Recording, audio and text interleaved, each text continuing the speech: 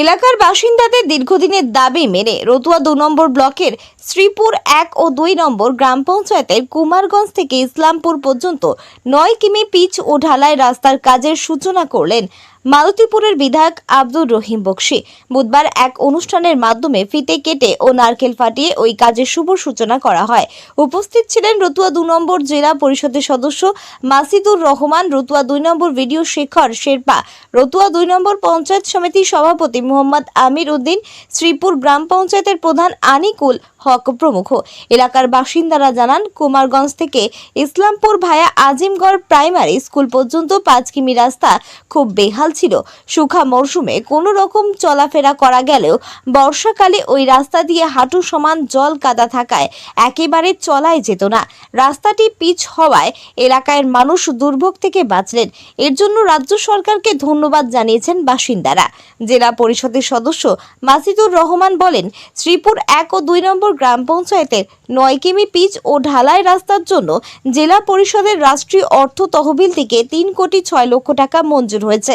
প্রায় ১ মাসের মধ্যেই কাজ সম্পন্ন হবে। Bureau report, Hindi news. Mamata ব্যানার্জির উদ্যোগে গোটা পশ্চিমবঙ্গের সাথে সাথে মালদা জেলাতেও এবং রতুয়া ২ নম্বর ব্লকেও রাস্তা উদ্বোধনের ঝড় চলছে।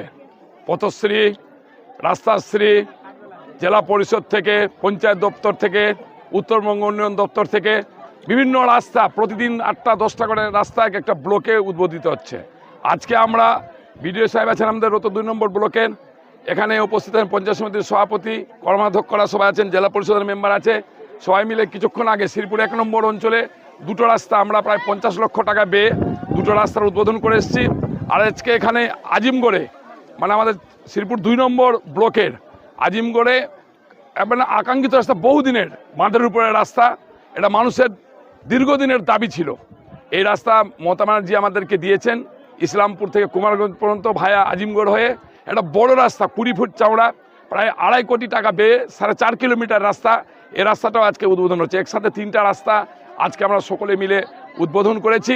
আমরা আন্তরিকভাবে কৃতজ্ঞ পশ্চিমবঙ্গের সম্মানীয় মুখ্যমন্ত্রীর কাছে যে তিনি এইভাবে উন্নয়নের মধ্য দিয়ে গ্রামীণ এলাকার মানুষের আর্থিক এবং সামাজিক উন্নয়ন ঘটাচ্ছেন। এখানে পঞ্চায়েত এই রাস্তাটা হচ্ছে ২.৫ কোটি টাকা ব্যয়ে ৪.৫ কিলোমিটার রাস্তা হচ্ছে।